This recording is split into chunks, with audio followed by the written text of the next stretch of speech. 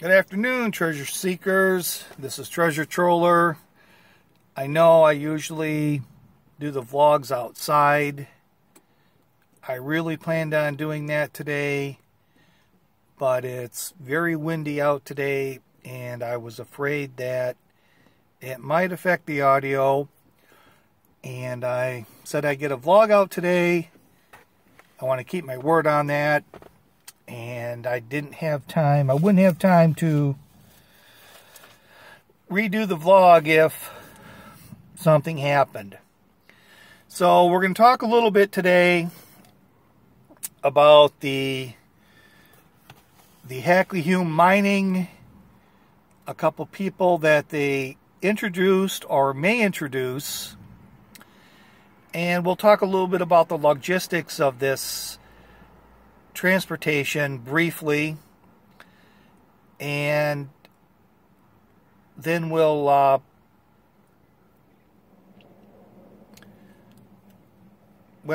don't want to get too heavy into it because tomorrow's vlog pretty much debunks this theory of the gold being transferred for laundering purposes.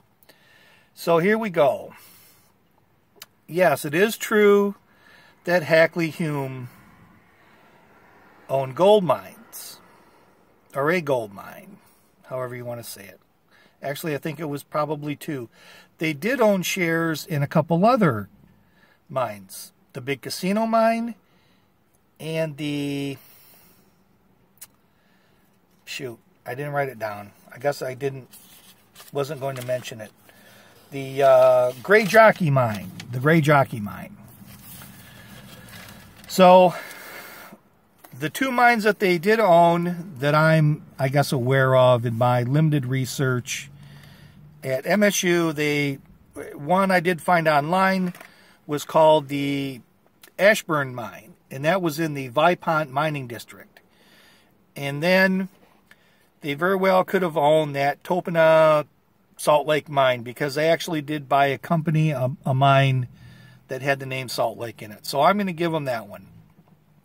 I believe they formed these companies under a corporation called the Vipont Mining Company. Now, they showed you a certificate from the Topena Salt Lake mine. So the one that I showed you, the one that they showed you that they didn't pay the $25 for, but the one I'm going to show you that I did pay the $25 for was one that they had marked on there as probably one they have stuck in that folder that they produced theirs out of. This is for Mr. Nims. And this is for the Vipont Mining Company. And you can see there, number of shares, 1334. This is also back in 1906. So this is a year after Hackley died.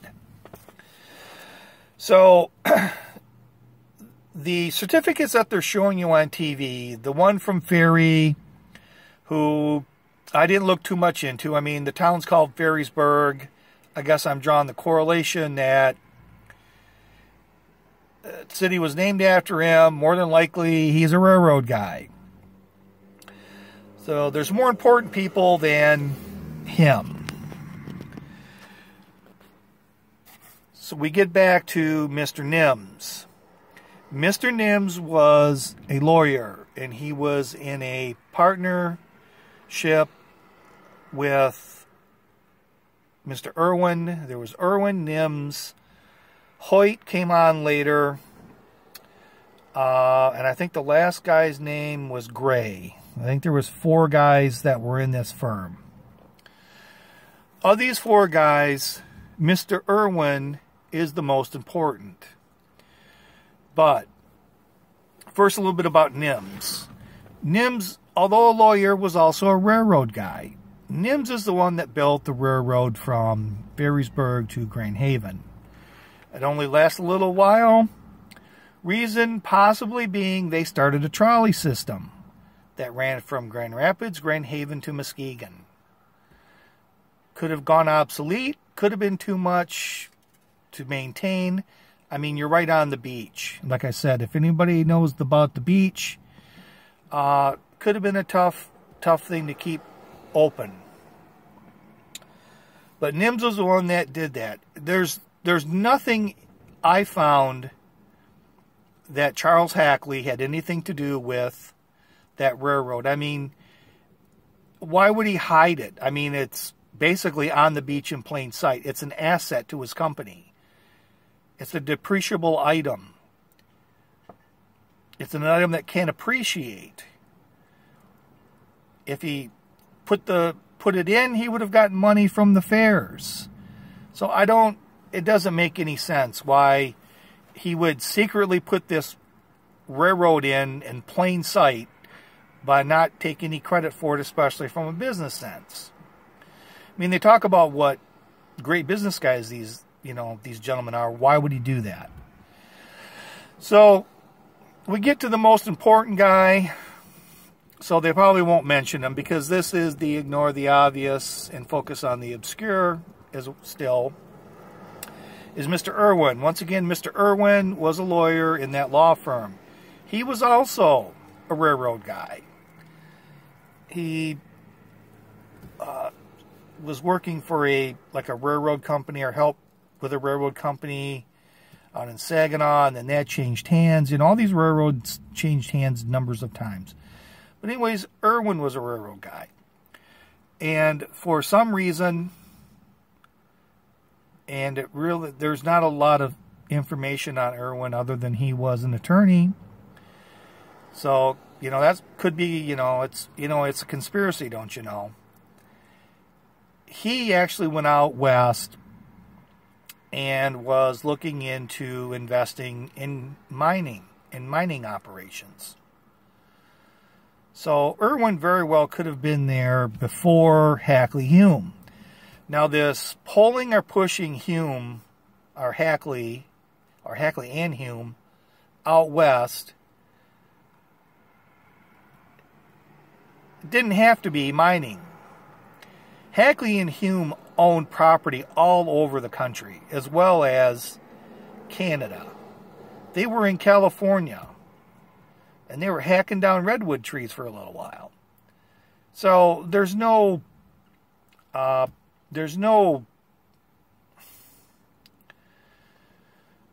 can't think of the word. I try to talk off to my head, but there's no illogical reason for them. There's nothing that doesn't make sense, but it's a conspiracy, don't you know? So that was a really good cover, having a lumber business to go out and look for mines. So, but there was a very good reason for Hackley to be out there. So let's talk a little bit about the mines. Utah was primarily a silver mining state.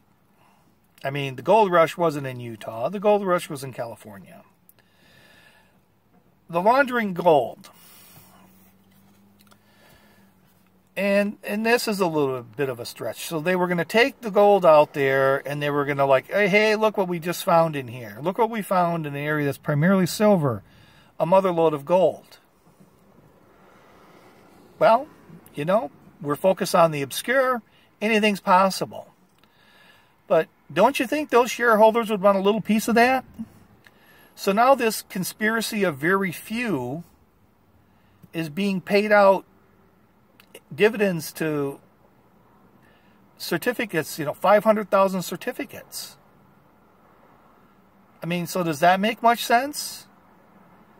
You're going to hide this gold for years, and we'll talk about the timeline later, but hide this gold for years to take it out to Utah to pull it out of a mine to think you've got, as they said, good, clean gold now, but now you got to pay dividends on it. But it's a conspiracy, don't you know? So that kind of falls through. The other question that I have or wonder about is the transportation. I mean, why the ferry? Why wouldn't you just load the gold up in a boxcar like they did? I didn't think about that. They did load it up in a boxcar. So they were supposed to load it up in a boxcar, take it up north to Frankfurt, and then across to probably Wisconsin. And now they've got to make their way more than likely up to Duluth, Minnesota to catch the Great Northern Railway, or the Northern Pacific Railway, which heads up north of Salt Lake City. So then you'd have to stop and you'd have to somehow catch another train that headed south into Salt Lake City, and you would end up in somewhere, probably more than likely, the train would stop in somewhere around Promontory, Utah.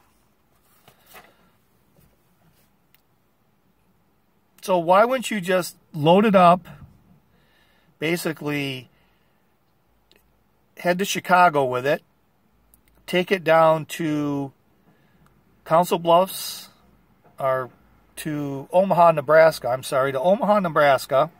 I think those two cities are fairly close. But anyways, you take it down to Omaha, and then you'd catch the Pacific Railroad. And the Pacific Railroad basically runs through Promontory, Utah. So the important thing about Promontory, Utah is it's right near Salt Lake City, which is not that far from where these mines are. So, but you know, we've got to ignore the obvious and focus on the obscure. It doesn't really make a lot of sense. And so that's today's vlog. A little bit of some of the people that they may bring up, a little bit about the mining. What are they going to find out there? Who knows? Piece of gold. It's probably gold they probably borrowed it from the Discovery Channel. It's probably some of Tony Beats's gold, maybe Parker's gold. It certainly is not from the Hoffman crew, because they couldn't find gold if somebody gave it to them. So it's probably from Tony Beats. And of course it's minted as Vipont Mining or something like that. And here you go.